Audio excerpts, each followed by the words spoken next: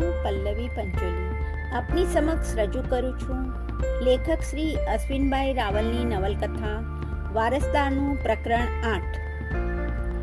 બીજા દિવસે સવારે મંથન અંબિકા હોટલે ચા પીવા માટે ગયો ત્યારે મંડપનો તમામ હિસાબ જયેશ સાથે કરી દીધો। ધાર્યા કરતાં પણ તે ખૂબ જ સરસ વ્યવસ્થા કરી જયેશ। રૂપાજીની રસોઈ પણ ખરેખર સરસ હતી। થોડા લાડવા વધ્યા છે એ મારા ઘરે મૂકેલા છે, તું બપોરે ઘરે જમવા જાય ત્યારે મંગાવી લેજે, મંથન બોલ્યો। મંથનને એ પણ ખબર હતી કે તોરલને ચૂરમાના લાડુ બહુ જ ભાવતા હતા। જ્યારે મમ્મી જીવતી હતી ત્યારે જ્યારે પણ ઘરમાં લાડુ બનાવે ત્યારે તોરલને જમવાનું આમંત્રણ ખાસ આપવામાં આવતું। મંથન સવારે 9 વાગે તોરલના ઘરે ચૂરમાના 4-5 લાડુ આપવા ગયો। લો માસી, આ ચૂરમાના લાડુ છે, તોરલને ભાવે છે એટલે ખાસ આપવા આવ્યો, મંથન રસોડામાં જઈને બોલ્યો। એ વખતે રસોડામાં મા દીકરી બંને હાજર હતા। મંથનના શબ્દો સાંભળીને તોરલના હૈયામાં હેત ઉભરાયું, પરંતુ મમ્મી હાજર હતી એટલે કંઈ બોલી નહીં। મમ્મી ના હોત તો આજે એને વળગી જ પડી હોત। હજુ પણ મારી એની કેટલી બધી કાળજી છે। વિચાર તો એવો આવે છે કે શક પણ તોડી નાખી મંથનના ઘરે જઈને બેસી જાઉં। દુનિયાને જે કહેવું હોય તે કહે। તોરલનું મન બળવો પોકારી રહ્યું હતું। આવ્યા છો તો ચા પીને જ જાઓ, રંજનબેન બોલ્યા। ના માસી, સવારે ચા પી લીધી છે, મંથન બોલ્યો। મમ્મી આટલો આગ્રહ કરે છે તો પીને જ જાઓ ને, 2-5 મિનિટમાં શું ખાટું મોડું થઈ જવાનું છે, તોરલ મંથનની સામે જોઈને બોલી। એની આંખોમાં આજીજી હતી। હવે મંથન પાસે કોઈ જવાબ ન હતો। એ આગળના હોલમાં આવીને સોફા ઉપર બેઠો। ત્યાં થોડી વારમાં નાહીને કાંતિલાલ બાથરૂમમાંથી બહાર આવ્યા। મંથન, તું ક્યારે આવ્યો? કાંતિલાલ મંથનને જોઈને બોલી ઉઠ્યા। 2 મિનિટ પહેલા જ આવ્યો અંકલ, તોરલને ચૂરમાના લાડુ ભાવે છે એટલે આપવા આવેલો। માસી કહે કે ચા પીને જા એટલે બેઠો છું, મંથને ખુલાસો કર્યો। ત્યાં તોરલ પોતે ચાનો કપ લઈને આવી અને મંથનના હાથમાં આપ્યો। જો કે કાંતિલાલ હતા એટલે રોકાઈ નહીં, ચા આપીને પાછી રસોડામાં જતી રહી। ચા પીને મંથન પોતાના ઘરે જવા નીકળ્યો। કાંતિલાલને દલાલી માટે મંથન સાથે વાત કરવાની ઈચ્છા તો ઘણી હતી, પરંતુ એકવાર એમણે મંથનનું મોં તોડી નાખેલું એટલે એમની જીભ જ નહોતી ઉપડતી। નવચંડી હવન પણ હવે પતી ગયો હતો એટલે મંથનની ઈચ્છા એકવાર મુંબઈ આંટો મારી આવવાની હતી। મુંબઈ ગયા વગર ત્યાં કામ માટે શિફ્ટ થવું કે નહીં એ નિર્ણય નહીં લઈ શકાય એમ મંથન માનતો હતો। એણે 3 દિવસ પછીના ગુજરાત મેલની ટિકિટનું રિઝર્વેશન કરાવી લીધું। એણે જવાના આગલા દિવસે ઝાલા અંકલ સાથે વાત કરી લીધી। અંકલ, હું આવતીકાલે રાત્રે ગુજરાત મેલમાં નીકળું છું, મારી ઈચ્છા મલાડ સુંદરનગરના ફ્લેટમાં જવાની છે, મંથન બોલ્યો। સીધા મલાડ ના જવાય, સૌથી પહેલા બોરીવલી મારા ઘરે આવો, મારું કાર્ડ મેં તમને આપેલું જ છે। હું આજે જ તમારા પડોશી ધનલક્ષ્મીબેનને કહી દઉં છું કે કાલે સવારે કામવાળીને કહીને તમારો ફ્લેટ ખોલીને સાફસૂફ કરાવી દે, ચાવી એમની પાસે જ છે। ઘણા સમયથી ફ્લેટ બંધ છે એટલે સાફ કર્યા વગર ત્યાં રહી નહીં શકાય, ઝાલા અંકલ બોલ્યા। ઠીક છે અંકલ, તો હું સીધો તમારે ત્યાં જ આવીશ, મંથન બોલ્યો। હા, અને સાંભળો, તમને નોટરાઇઝ કરીને જે પણ ડોક્યુમેન્ટ આપેલા છે એ આખી ફાઇલ તમે લેતા આવજો। દરેક બેંકમાં કોપી આપવી પડશે, એ પછી જ તમે બેંક એકાઉન્ટ ઓપરેટ કરી શકશો, ઝાલા અંકલે યાદ અપાવ્યું। ઠીક છે અંકલ, મંથન બોલ્યો। મંથન મુંબઈ આ પહેલા પણ 8-10 વાર ગયેલો હતો એટલે એને મુંબઈનો સારો એવો પરિચય હતો। ખાસ કરીને બોરીવલી, પાર્લા અને દાદરથી એ વધારે પરિચિત હતો। મુંબઈ જતા પહેલા એણે ઉર્મિલા માસીને પણ કહી દીધું કે મુંબઈ જવાનું હોવાથી 3-4 દિવસ માટે જમવા નહીં આવે। ગુજરાત મેલ રાત્રે 10 વાગે ઉપડતો હોવાથી એ 9 વાગે ઘરેથી નીકળી ગયો। સ્ટેશને પહોંચ્યો ત્યારે હજુ 9:30 પણ વાગ્યા ન હતા। ટ્રેન હજુ પ્લેટફોર્મ ઉપર મુકાઈ નહોતી। પોતાના કોચ નંબરની સામેના એક બાકડા ઉપર બેસીને મંથન ટ્રેનની રાહ જોવા લાગ્યો. જોકે વધારે રાહ જોવી ના પડી. 10 મિનિટમાં ટ્રેન આવી ગઈ. જેવી ટ્રેન પ્લેટફોર્મ ઉપર આવી કે તરત જ મંથન એના સ્લીપર કોચમાં ચડી ગયો અને બર્થ નંબર શોધી પોતાની સીટ ઉપર ગોઠવાઈ ગયો. થોડીવાર પછી 60 વર્ષની આસપાસના દેખાતા એક અંકલ અને એક આંટી પણ એના જ કમ્પાર્ટમેન્ટમાં આવ્યા. ટ્રેન ઉપડવાના 10 મિનિટ પહેલા એક યુવાન પણ એ જ કમ્પાર્ટમેન્ટમાં આવ્યો અને સામેથી સૌથી ઉપરની બર્થ ઉપર ચડીને સૂઈ ગયો. એ પછી મંથનની બાજુમાં એક યુવતી આવીને બેસી ગઈ. એક પેસેન્જરની સીટ હજુ ખાલી હતી પણ ત્યાં કોઈ ના આવ્યું. ટ્રેન સ્ટાર્ટ થઈ ગઈ. લગભગ 11 વાગે નડિયાદ સ્ટેશન આવ્યું. ત્યાં સુધીમાં સામેના અંકલ અને આંટી સૂઈ ગયા હતા. બાજુની યુવતી પણ સૌથી ઉપરની બર્થ ઉપર સૂઈ ગઈ હતી. નડિયાદ સ્ટેશનથી ટ્રેન લગભગ ઉપડી જ રહી હતી. એ જ સમયે હાંફળી ફાફડી એક ખૂબસૂરત યુવતી મંથનના કોચમાં ચડી અને નંબર શોધતી એના જ કમ્પાર્ટમેન્ટમાં આવી અને બાજુની ખાલી સીટ ઉપર બેસી ગઈ. એનું બોર્ડિંગ નડિયાદથી હતું. સામાનમાં એક નાનકડી બેગ સિવાય કંઈ જ નહોતું. છેલ્લી ઘડીએ દોડતી આવી હોય એમ શ્વાસ થોડો ચઢેલો હતો. સ્ટેશન ઉપરથી ખરીદેલી પાણીની બોટલનું સીલ તોડી થોડું પાણી એણે પીધું. ટ્રેન ઉપડી ચૂકી હતી. મુલુંડ જવા માટે મારે કયા સ્ટેશને ઉતરવું? બોરીવલી કે મુંબઈ સેન્ટ્રલ? પાણી પીને યુવતીએ મંથનને સવાલ કર્યો. સોરી, હું મુંબઈ પહેલી જ વાર જઈ રહી છું એટલે મને એરિયાની કંઈ જ ખબર નથી. યુવતીએ ફરી મંથનને સ્પષ્ટતા કરી. એ થોડી ગભરાયેલી અને ટેન્શનમાં હોય એવું લાગતું હતું. જુઓ, તમે બોરીવલી ઉતરો, દાદર ઉતરો કે મુંબઈ સેન્ટ્રલ ઉતરો તો પણ તમે મુલુંડ જઈ શકો. પણ ટ્રેનમાં જવું હોય તો દાદર ઉતરવું સહેલું પડશે. ત્યાંથી તમે ટિકિટ લઈ લોકલ ટ્રેન પકડી મુલુંડ તરફનો પ્રવાસ આગળ વધારી શકો. મંથન બોલ્યો. એને ખબર હતી કે થાણા બાજુ જવા માટે દાદરથી ટ્રેન પકડવી પડે. મંથનની વાત સાંભળી યુવતી થોડી મૂંઝાઈ ગઈ. બધું નવું હતું. પહેલી વાર મુંબઈ જઈ રહી હતી.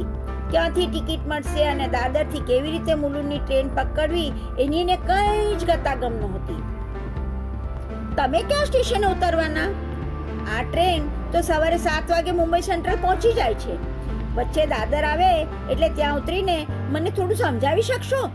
યુવતીએ મંથનને લગભગ આજીજી ભર્યા સ્વરે કહ્યું.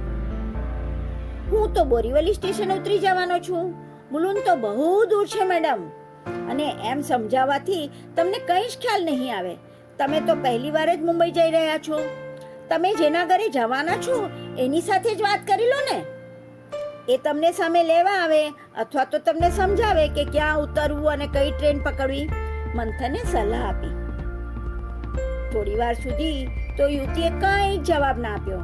એ ઘણા મનોમંથનમાં હોય એવું લાગ્યું. કેવી રીતે ફોન કરું? મારા બોયફ્રેન્ડે 15 દિવસથી મારો નંબર બ્લોક કરી દીધો છે. વોટ્સઅપમાં પણ મને બ્લોક કરી દીધી છે. બીજા કોઈ નંબરથી એને ફોન કરું છું તો એ ઉપાડતો જ નથી. અને હવે 2 દિવસથી તો એ નંબર સેવામાં નથી એવો મેસેજ આવે છે. એણે વોટ્સઅપ નંબર પણ ચેન્જ કરી નાખ્યો લાગે છે. હવે મને લાગે છે કે એણે મારી સાથે વિશ્વાસઘાત કર્યો છે. યુવતીએ છેવટે મંથનને સાચી વાત કહી. પણ તો પછી એને છોડી દો ને. શા માટે એની પાછળ પાગલ બનીને છેક મુંબઈ સુધી ધક્કા ખાઓ છો? આવા હરામીઓને તો વહેતા જ મૂકી દેવા જોઈએ. મંથને સહેજ ગુસ્સાથી બોલ્યો. કારણ કે હું પ્રેગ્નન્ટ થઈ ચૂકી છું. 2 વર્ષ પહેલા ફેસબુકથી નિલેશનો પરિચય થયેલો છે. 2 વર્ષથી અમે રિલેશનશિપમાં છીએ. એણે મને લગ્નનું પ્રોમિસ આપેલું. 2 મહિના પહેલા એણે મને દમણ બોલાવેલી. અમે 2 દિવસ ત્યાં દરિયા કિનારે હોટલમાં પણ રોકાયેલા. યુવતી બોલી. ફેસબુકનો પ્રેમ? આજના જમાનાની આવી નાદાન છોકરીઓને શું કહેવું? મંથન વિચારી રહ્યો. તમારા માતા પિતા તમારી રિલેશનશિપ કે પ્રેગ્નન્સીની આ વાત જાણે છે? મંથને પૂછ્યું. મારા પપ્પા નથી. મારી મમ્મીને આ વાતની હજુ કંઈ જ ખબર નથી. મારી નાની બેનને આ રિલેશનશિપની વાત મેં કરી છે પણ પ્રેગ્નન્સીની વાત માત્ર હું જ જાણું છું. 1.5 મહિનાથી પીરિયડ આવ્યો નથી. હવે મમ્મીને ખબર પડી જાય તે પહેલાં મારે ગમે તેમ કરીને નિલેશને મળવું જરૂરી છે, યુવતી બોલી.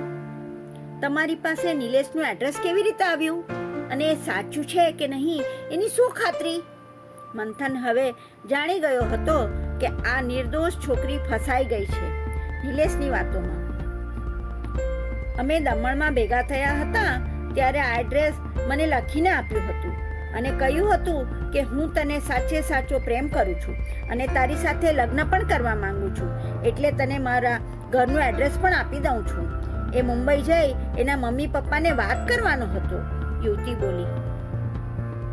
તમારું નામ શું છે મેડમ? મંથને પૂછ્યું. મારું નામ કેતા ઝવેરી. હું નડિયાદમાં દેસાઈ વગામાં રહું છું. ગ્રેજ્યુએટ થઈ ગઈ એટલે કોલેજ રોડ ઉપર એક પ્રાઇવેટ ફર્મમાં નોકરી કરું છું, કેતા બોલી. મારું નામ મંથન મહેતા. અમદાવાદ રહું છું અને અત્યારે મારા અંકલને ત્યાં જઈ રહ્યો છું. મંથને પણ પોતાનો પરિચય આપ્યો. એક વાત પૂછું, તમે તો એને દમણમાં પહેલી જ વાર મળ્યા હશો ને? તમે એની લગ્નની વાત ઉપર વિશ્વાસ મૂકીને એની સાથે સીધો શારીરિક સંબંધ પણ માની દીધો? મંથને થોડી વાર રહીને પૂછ્યું. હા, મળ્યા હતા તો પહેલી વાર, પણ 2 વર્ષથી અમે એકબીજાને ઓળખતા હતા, એટલે અવિશ્વાસ કેવી રીતે આવે? અને સાંજે રેસ્ટોરન્ટમાં જમતા જમતા એણે મને જબરજસ્તી આગ્રહ કરીને પ્રેમના સોગંદ આપીને 2 ગ્લાસ બિયર પાયો હતો. મને થોડો નશો ચડ્યો હતો. એ મને હાથ પકડીને રૂમમાં લઈ ગયો હતો. એ પછી એણે રાત્રે અનેક વાર શારીરિક સંબંધ બાંધ્યો હતો, કેતા નીચું જોઈને બોલી. તો ભોગવો હવે, એવું ગુસ્સાથી કહેવાનું મન થયું મંથનને, પણ એ ચૂપ રહ્યો. આજકાલની છોકરીઓ શા માટે આટલો બધો અંધળો વિશ્વાસ મૂકી દેતી હશે? મંથન થોડી વાર વિચારે ચડી ગયો. આ છોકરીને હજુ પણ આશા છે કે નિલેશ એને અપનાવી લેશે, એટલે તો એને સીધી શોધવા નીકળી છે મુંબઈ જેવા શહેરમાં. તમે ઘરેથી શું કહીને નીકળ્યા છો? મંથને પૂછ્યું. ઓફિસના કામથી મારે 2 દિવસ મુંબઈ જવું પડે એમ છે, એમ મમ્મીને મેં કહ્યું છે. હવે તમે એક કામ કરો કેતા, તમે મારી સાથે બોરીવલી ચાલો. તમે એકલા મુલુંડમાં જઈને એનું ઘર શોધી નહીં શકો, એ તમારું કામ પણ નથી. મારે જ મુલુંડનું એનું ઘર બતાવવા આવવું પડશે, મંથન બોલ્યો. કેતાએ કોઈ જવાબ ના આપ્યો. એ પોતે પણ થોડી અસમંજસમાં હતી. કોઈ અજાણ્યા પુરુષની સાથે એના ઘરે જવું કે નહીં? તમારે ટેન્શનમાં આવી જવાની કોઈ જરૂર નથી. બોરીવલીમાં મારા અંકલ રહે છે. હું પણ એમના ઘરે પહેલી જ વાર જઈ રહ્યો છું. તમારે મૂંઝાવાની કોઈ જરૂર નથી. આવડા મોટા મુંબઈમાં તમે એકલા ક્યાં જશો? મારી વાત માનો, આ સિવાય બીજો કોઈ વિકલ્પ પણ નથી, મંથને કેતાને સમજાવી. કેતાએ મંથનની વાત સ્વીકારી લીધી. એને પણ લાગ્યું કે મંથન સાચું જ કહે છે. એ નિલેશને શોધવા અજાણ્યા મુંબઈમાં ક્યાં ક્યાં ભટકશે. હવે આપણે સૂઈ જઈએ. રાતના 11:30 વાગી ગયા છે અને આજુબાજુ બધા જ સૂઈ ગયા છે. સામેની બર્થ ઉપર સૂતેલા કાકાના તો નસકોરા પણ ચાલુ થઈ ગયા છે. કહીને મંથન ઊભો થયો અને સૂવા માટે વચ્ચેની બર્થ ઊંચી કરી અને સાંકળ ભરાવી દીધી. કેતાની બર્થ નીચે જ હતી. બંનેએ હવે સૂવાનું પસંદ કર્યું. મંથન સૂઈ તો ગયો, પણ એને જલ્દી ઊંઘ આવે એમ ન હતી. પોતે ઝાલા અંકલને ત્યાં પહેલી વાર જઈ રહ્યો છે અને આ રીતે કોઈ અજાણી છોકરીને લઈને સવારના પહોરમાં એમના ઘરે જાય તો અંકલ એના વિશે શું વિચારે? ભલે કેતાને ટ્રેનમાં પહેલી જ વાર મળ્યો છે, છતાં એની સચ્ચાઈ ઝાલા અંકલ સ્વીકારી લે એ જરૂરી નથી. એણે નક્કી કર્યું કે સૌથી પહેલાં તો હોટલમાં જ જવું અને ત્યાં કેતાને ઉતારીને પોતે પણ ત્યાં નાહી ધોઈ લેવું. એ પછી 8 વાગે ઝાલા અંકલને ત્યાં જવું, કારણ કે વહેલી સવારે 6 વાગે કોઈ ફેમિલીને ડિસ્ટર્બ કરવું યોગ્ય નથી. એણે ગૂગલમાં સર્ચ કરીને બોરીવલી ઈસ્ટમાં સ્ટેશનની નજીક જ આવેલી હોટલ નાઇસ સ્ટે નક્કી કરી. એ પછી જ એને ઊંઘ આવી. સવારે 6 વાગે બોરીવલી સ્ટેશન આવી ગયું. મંથન કેતાને લઈને બહાર નીકળ્યો અને રિક્ષા કરી. રિક્ષાવાળાને હોટલ નાઇસ સ્ટે લઈ જવાનું કહ્યું. 15 મિનિટમાં જ હોટલ આવી ગઈ. મંથન કેતાને લઈને નીચે ઉતર્યો અને ભાડું ચૂકવી દીધું. હોટલ જોઈને કેતા ચમકી ગઈ. મંથને તો એના અંકલને ત્યાં લઈ જવાની વાત કરતો હતો, જ્યારે આ તો હોટલ લઈને આવ્યો. પુરુષો તો બધા જ સરખા જ હોય ને, મીઠી મીઠી વાતો કરીને ફસાવે. આઈ એમ સોરી, તમારા ઈરાદાને હવે મને ખ્યાલ આવી ગયો. હું તમારી સાથે હોટલમાં નહીં આવું, કેતા છણકો કરીને બોલી. હવે કેતાના જીવનમાં આગળ કેવો સંઘર્ષ થાય છે એ જાણવા જોડાયેલા રહો અમારી ચેનલ સાહિત્ય યાત્રા સાથે. ટૂંક સમયમાં જ આગલું પ્રકરણ 9 પ્રકાશિત થશે. આભાર.